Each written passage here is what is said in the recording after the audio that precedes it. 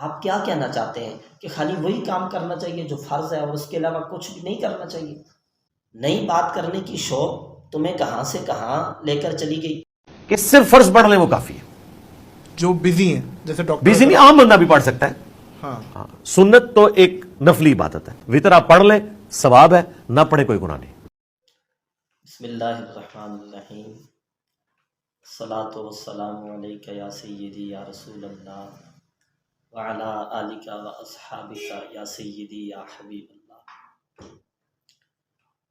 Engineer محمد علی مرزا کا ایک اور کلپ سنا ہے جس میں وہ کہہ رہے ہیں کہ سوال ہوتا ہے کہ نماز جو فرض ہے اس کے ساتھ جو سنتیں پڑھی جاتی ہیں تو کیا یہ بھی ضروری ہے؟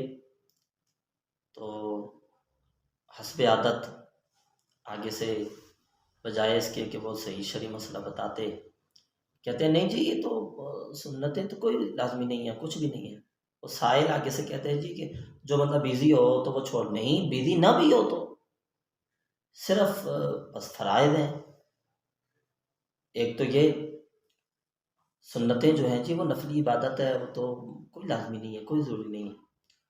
اور دوسرا اسی میں آگے جا کر یہ بھی بول دیا کہ وطر جو ہیں یہ بھی پڑھیں تو ثواب ہے، اور اگر آپ نہیں پڑھتے تو اس میں کوئی گناہ نہیں ہے، کوئی حرج نہیں ہے.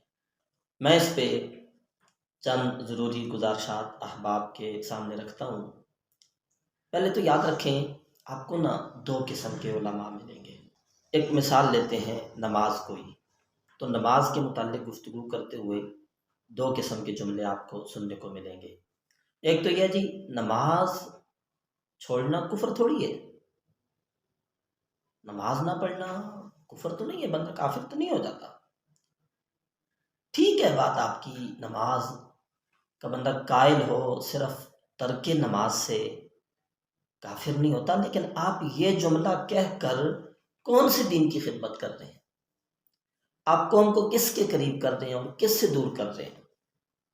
ایک یہ جملہ، اور ایک یہ جملہ ہے جو آپ کو علماء حقہ سے سننے کو ملے گا کہ جو شخص نماز نہیں پڑھتا وہ اللہ تعالیٰ کو ناراض کرتا ہے، وہ گناہ کبیرہ کا ارتکاب کرتا ہے، اللہ تعالیٰ کے غضب کو اپنی طرف متوجہ کرتا ہے.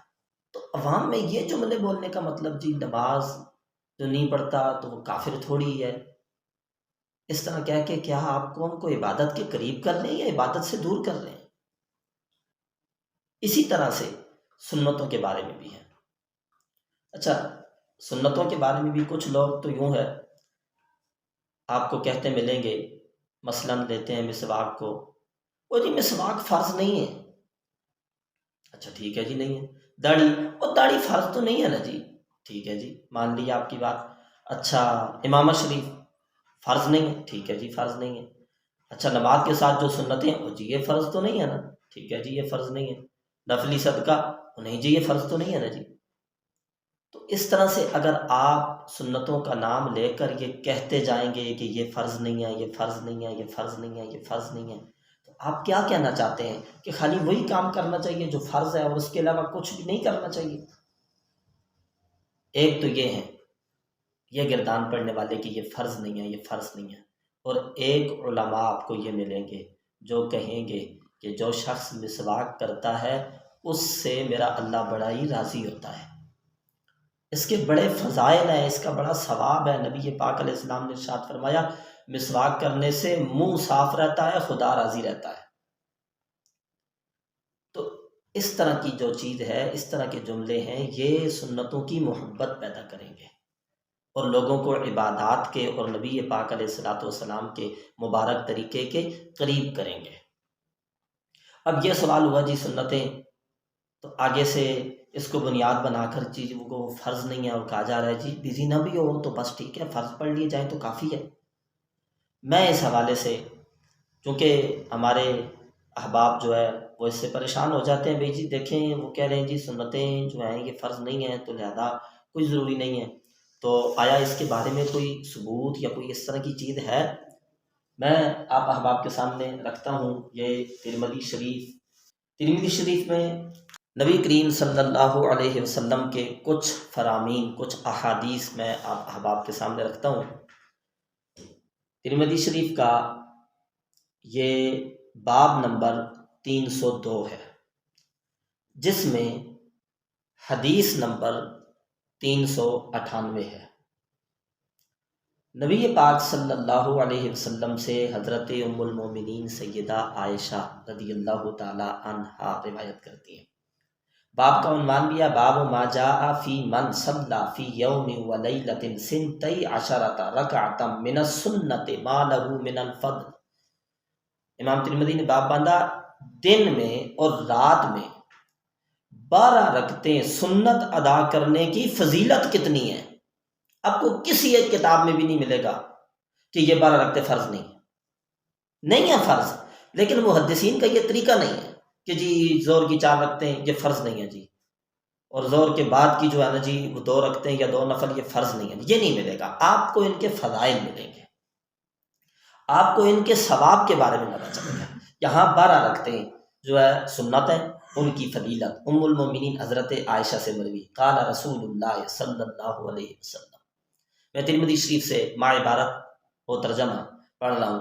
نبی پاک صلی اللہ علیہ وسلم نے ارشاد فرمایا من صابر علی سنتی عشرۃ رکعۃ من السنۃ صابر یصابر مصابرۃ، باب مفعول ہے، جس کا معنی ہے دائمی طور پہ کسی کام کو کرنا، ہمیشگی کے ساتھ کسی کام کو کرنا۔ تو نبی پاک علیہ السلام نے فرمایا جو دن میں 12 رکعتیں ہمیشگی سے پڑھتا ہے تو اس کی فضیلت بن اللہ لہ بیتا فی الجنہ، اللہ اس کے لیے جنت میں گھر بناتا ہے۔ ایک طرف تو یہ نبی پاک علیہ السلام کا فرمان، اور دوسری طرف معاذ اللہ اس کو چیلنج کیا جا رہا ہے، او جی نہیں جی بس وہ فرض تو نہیں ہے نا جی۔ نبی پاک علیہ السلام نے فرمایا جو روزانہ یہ 12 رکعتیں پڑھتا ہے اللہ اس کے لیے جنت میں گھر بناتا ہے۔ یہ 12 رکعتیں کون سی ہیں؟ یہ 4 رکعات قبل الظہر، حضور نے ارشاد فرمایا 4 رکعتیں زور سے قبل ہیں، ورکعتین بعدہا، اور 2 رکعتیں زور کے بعد ہیں، ورکعتین بعد المغرب، اور 2 رکعتیں مغرب کے بعد ہیں، ورکعتین بعد العشاء، اور 2 رکعتیں عشاء کے بعد ہیں، ورکعتین قبل الفجر، اور 2 رکعتیں فجر سے قبل ہیں۔ یہی ہمارے نزدیک سنت مؤکدہ ہیں۔ ان کی دلیل یہ حدیث شریف ہے کہ نبی پاک صلی اللہ علیہ وسلم نے فرمایا اس پہ ہمیشگی کرنے والے کے لیے اللہ جنت میں گھر بناتا ہے۔ یہی باب ہے۔ آگے دوسری حدیث ہے جس میں حدیث کا نمبر ہے جی 399۔ نبی پاک صلی اللہ علیہ وسلم سے حضرت ام حبیبہ روایت کرتی ہیں کہ اللہ کے محبوب نے فرمایا من صلی فی یوم و لیلۃ سنتی عشرۃ رکعۃ بنی لہ بیت فی الجنہ، جو دن اور رات میں 12 رکعتیں پڑھتا ہے اللہ اس کے لیے جنت میں گھر بناتا ہے۔ آگے وہی الفاظ ہیں 4 قبل الظہر ورکعتین بعدہا ورکعتین بعد المغرب ورکعتین بعد العشاء ورکعتین قبل الفجر صلاۃ الغداۃ۔ یہ ہو گئی مؤکدہ سنتیں۔ 2 حدیثیں میں نے پیش کر دیں۔ ان 2 حدیثوں میں یہ جو مؤکدہ 12 سنتیں ہیں 12 کی 12 اس میں موجود ہیں اور ان کا ذکر ہے۔ آگے چلیے، جو کہہ رہے ہیں نا کہ ضروری نہیں ہے، لازمی نہیں ہے، ذرا ان الفاظ پہ بھی غور کیجیے۔ آگے ترمذی شریف میں ہی باب نمبر 303 حدیث نمبر 400 حضرت ام المومنین سیدہ عائشہ رضی اللہ تعالی عنہا سے مروی قال رسول اللہ صلی اللہ علیہ وسلم، اللہ کے محبوب نے فرمایا رکعت الفجر خیر من الدنیا وما فیہا، فجر کی 2 رکعتیں دنیا اور جو کچھ دنیا میں ہے وہ سب سے بہتر ہے۔ یہ فرمان ہے نبی پاک علیہ السلام کا۔ تو میں اپنے احباب سے یہ گزارش کروں گا، مرزا محمد علی جیسے لوگوں کی بات سن کر آپ نے سنتوں کے ان فضائل کو ترک نہیں کرنا خدا کے لیے۔ پہلے ہی لوگ عبادات سے دور ہیں، تو یہ کہہ کر کہ جی یہ فرض نہیں ہے، ضروری نہیں ہے، نماز ہو جاتی ہے وغیرہ وغیرہ، اس طرح لوگوں کو عبادات سے دور کرنے کی ایک سازش ہے۔ علماء کا یہ منصب نہیں ہوتا کہ وہ لوگوں کو عبادات سے دور کرتے ہیں، علماء کا تو یہ منصب ہوتا ہے کہ وہ قوم کی تربیت کرتے ہیں، قوم کو عبادات کے فوائد بتاتے ہیں، فضائل بتاتے ہیں، عبادتوں پہ ملنے والا اللہ تعالیٰ کی طرف سے جو ثواب ہے، علماء تو وہ بتاتے ہیں، عبادت سے دور ہونے کے نقصانات بتاتے ہیں۔ ہم تو ان نبی پاک صلی اللہ علیہ وسلم کا کلمہ پڑھنے والے ہیں جو راتوں کو عبادت کرتے تھے تو پاؤں سوج جاتے تھے، پاؤں پہ ورم آ جاتا تھا۔ ایک صحابی نے عرض کی، یا رسول اللہ، یہ بھی ترمذی شریف کی حدیث ہے، میں یہیں سے عرض کر دیتا ہوں، باب ہے جی 300، باب ما جاء فی الاجتہاد فی الصلاۃ، حدیث نمبر 396 ہے۔ حضرت مغیرہ بن شعبہ کہتے ہیں، صلی رسول اللہ صلی اللہ علیہ وسلم حتی انتفخت قدماہ، نبی پاک علیہ الصلوۃ والسلام نماز پڑھتے قدم سوج جاتے تھے، قدم سوج جاتے تھے۔ اور پھر فقیل لہ اتتکلف ھذا وقد غفر لک ما تقدم من ذنبک وما تأخر، کہا گیا یا رسول اللہ آپ اتنا تکلف فرماتے ہیں، اتنا اجتہاد فرماتے ہیں عبادت کے اندر، حالانکہ آپ تو معصوم ہیں، آپ کی برکت سے، آپ کی وجہ سے اللہ نے اگلوں پچھلوں کے گناہ معاف فرما دیے، پھر بھی آپ اتنا تکلف فرماتے ہیں۔ قالا افلا اکون عبدا شکورا، اللہ کے محبوب نے فرمایا کیا میں اللہ کا شکر گزار بندہ نہ بن جاؤں؟ اور تم یہ جملے کیا کر یہ قوم کو عبادت سے دور کرنے کی کوشش کرتے ہو۔ اچھا پھر آگے یہ کہنا کہ جی یہ ضروری نہیں ہے، اس پر بھی میں نے چند ایسی احادیث بھی آپ احباب کے سامنے رکھنی ہے کہ جن میں کچھ سنتیں ایسی ہیں جن کی بہت زیادہ تاکید ہے، جس پر نبی پاک علیہ الصلوۃ والسلام نے اپنے وقت سے اگر وہ رہ جائیں تو بعد میں پڑھنے کا حکم دیا ہے۔ یہ بھی ترمذی شریف کی حدیث ہے۔ فجر کی 2 رکعتوں کے بارے میں باب نمبر 309 ہے، حدیث نمبر 407 ہے۔ باب کا عنوان ہے جی باب ما جاء فی اعادتہما بعد طلوع الشمس، فجر کی 2 رکعتیں طلوع شمس کے بعد ان کا اعادہ کرنا۔ اگر کسی شخص سے یہ 2 رکعتیں رہ جائیں جن کے بارے میں مرزا صاحب کہہ رہے ہیں کچھ ہوتا ہی نہیں، جان بوجھ کے چھوڑ دیں تو کچھ نہیں ہوتا، ان کے بارے میں امام ترمذی نے یہ باب باندھا۔ اور حدیث حضرت سیدنا ابو ہریرہ رضی اللہ تعالی عنہ سے مروی ہے، اللہ کے محبوب صلی اللہ علیہ وسلم نے فرمایا قال رسول اللہ من لم یصلی رکعتی الفجر، جو فجر کی 2 رکعتیں نہ پڑھ سکے، فرمایا فلیصلیہما بعد ما تطلع الشمس، اس کو چاہیے سورج طلوع ہونے کے بعد یہ 2 رکعتیں پڑھ لے۔ یہ احناف کے دلائل ہیں، یہ ہمارے پاس احادیث ہیں۔ پھر آگے چلیے تو باب ما جاء فی الاربع قبل الظہر، ترمذی شریف کا باب نمبر 310 ہے، حدیث نمبر 408 ہے کہ حضرت مولا کائنات حضرت علی المرتضیٰ رضی اللہ تعالی عنہ سے مروی کہتے ہیں کان النبی صلی اللہ علیہ وسلم یصلی قبل الظہر 4 وبعدها رکعتین، ماضی استمراری کا صیغہ ہے۔ نبی پاک علیہ السلام کی عادت مبارکہ تھی کہ آپ زور سے قبل 4 رکعتیں پڑھا کرتے اور زور کے بعد 2 رکعتیں پڑھا کرتے تھے، یہ آپ کی عادت تھی۔ پھر آگے ہے جی ترمذی شریف میں ہی حضرت ام المومنین عائشہ صدیقہ رضی اللہ تعالی عنہا سے مروی باب نمبر 312 حدیث نمبر 410۔ اس میں دیکھیے جو آپ کہہ رہے ہیں نا کچھ نہیں ہوتا بلکہ بیوی نہ بھی ہو تو بس خالی فرض پڑھ لیں تو یہ کافی ہے۔ حضرت عائشہ فرماتی ہیں ان النبی صلی اللہ علیہ وسلم کان اذا لم یصلی 4 قبل الظہر، نبی پاک علیہ الصلوۃ والسلام اگر زور سے قبل کسی وجہ سے 4 رکعتیں نہ پڑھ سکتے صلاہن بعدہا، تو نبی پاک علیہ السلام زور کی وہ 4 رکعتیں زور کی نماز کے بعد پڑھ لیا کرتے تھے، ترک کبھی نہیں کی تھی۔ اگر کسی وجہ سے رہ گئیں تو نبی پاک علیہ الصلوۃ والسلام اس کو نماز کے بعد پڑھ لیتے تھے۔ تو اتنی تاکیدیں، اتنا نبی پاک علیہ الصلوۃ والسلام کا ان سنتوں پر، ان عبادات پر دوام، اور تم نے بڑی آسانی سے کہہ دیا کہ بس فرائض کافی، کچھ بھی نہیں ہوتا۔ اور دوسرا وطر کے بارے میں کہا کہ جی وطر پڑھیں تو ثواب ہے اور نہ پڑھیں تو کوئی حرج نہیں۔ یہ تمہیں کس نے بتایا ہے؟ نئی بات کرنے کی شوق تمہیں کہاں سے کہاں لے کر چلی گئی۔ میں وطر کے حوالے سے بھی چند احادیث آپ احباب کے گوش گزار کرتا ہوں۔ ابو داؤد شریف میں حدیث نمبر 1419 عن عبداللہ ابن بریدہ عن ابیہ قال سمعت رسول اللہ صلی اللہ علیہ وسلم یقول، عبداللہ بن بریدہ اپنے والد سے روایت کرتے ہیں، وہ کہتے ہیں کہ میں نے سنا ہے نبی پاک علیہ الصلوۃ والسلام کو یقول یہ فرماتے ہوئے، الوتر حق، حضور نے فرمایا وطر حق ہے، اس کا معنی ہے کہ وطر واجب ہے، وطر حق ہے۔ اور اگلے لفظ پہ ذرا غور کیجئے، حضور نے کیا ارشاد فرمایا اور تم کیا کہہ رہے ہو؟ نبی پاک علیہ السلام نے فمن لم یوتر فلیس منا، جو وطر نہیں پڑھتا وہ ہم میں سے آئی نہیں ہے۔ اتنی تاکید واجب پر نہیں ہوتی، اتنی وعید کہ جو وطر نہیں پڑھتا وہ ہم میں سے نہیں ہے، تو کیا اس کی بنا پر آپ یہ نہیں کہیں گے کہ وطر واجب ہے؟ فمن لم یوتر فلیس منا، جو وطر نہیں پڑھتا وہ ہم میں سے نہیں۔ اچھا، یہ ایک بار اگر حدیث شریف میں یہ لفظ ہوتے تو وطر کے وجوب کے لیے یہ لفظ کافی تھے، لیکن آگے میں عرض کرتا ہوں کہ یہی لفظ اس حدیث میں اکٹھے 3 مرتبہ ہیں۔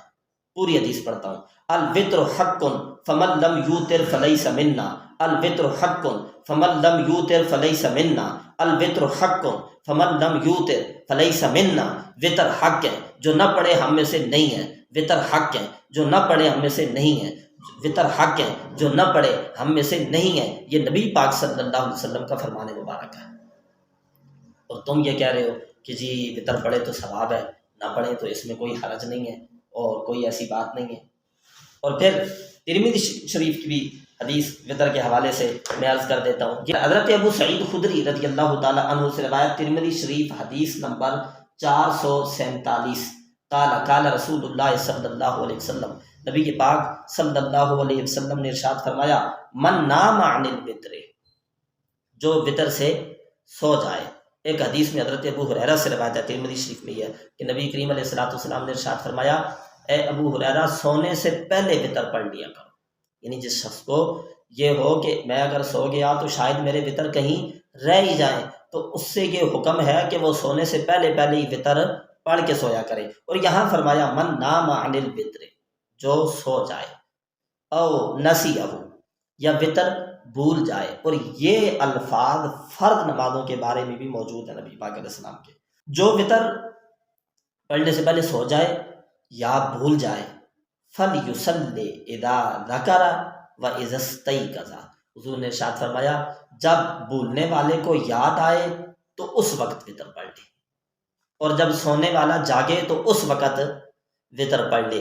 یعنی یہ قضا کا حکم دیا جا رہا ہے، اور قضا کا حکم اسی چیز کا دیا جاتا ہے جو صرف سنت کی حد تک نہیں ہوتی بلکہ واجب ہوتی ہے، تو کم از کم درجہ اس کا واجب ہوتا ہے، تبھی قضا کا حکم دیا جاتا ہے۔ تو نبی پاک علیہ الصلوۃ والسلام نے یہ الفاظ ارشاد فرمائے کہ جو وطر بھول جائے یا سو جائے، اس کو چاہیے کہ جب اسے یاد آئے یا جب وہ جاگے تو اسی وقت وہ وطر پڑھ لے۔ لہٰذا ان ساری احادیث اور جو سنت موقدہ کے بارے میں اور وطر واجب کے بارے میں ہیں، ان کو پیش نظر رکھتے ہوئے ہمارے مجتہدین نے، فقہا نے، علماء نے یہ فرمایا ہے کہ جو سنتیں موقدہ ہیں ان کو بلا عذر ایک بار بھی ترک کرے گا جو شخص، وہ ملامت کا مستحق ہے، اور جو ترک کرنے کی عادت بنا لے گا وہ فاسق ہے